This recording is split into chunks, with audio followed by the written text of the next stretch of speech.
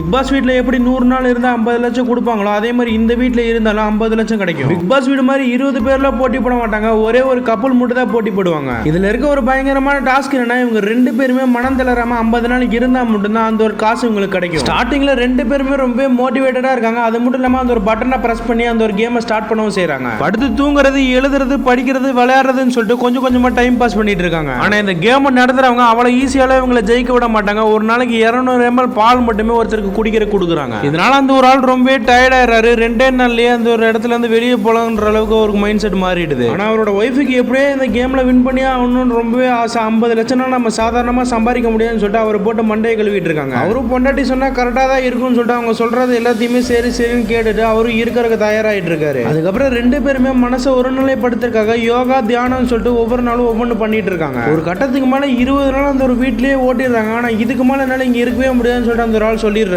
இந்த மாதிரி ஒரு வீட்டில் உங்களுக்கு சோறு தண்ணி இல்லாம செல்போனும் இல்லாம விட்டாங்கன்னா நீங்க இருப்பீங்களா இருக்க மாட்டீங்களான்னு சொல்லிட்டு மறக்காம கமெண்ட் பாக்ஸ்ல சொல்லிட்டு சப்ஸ்கிரைப் பண்ணிட்டு போங்க.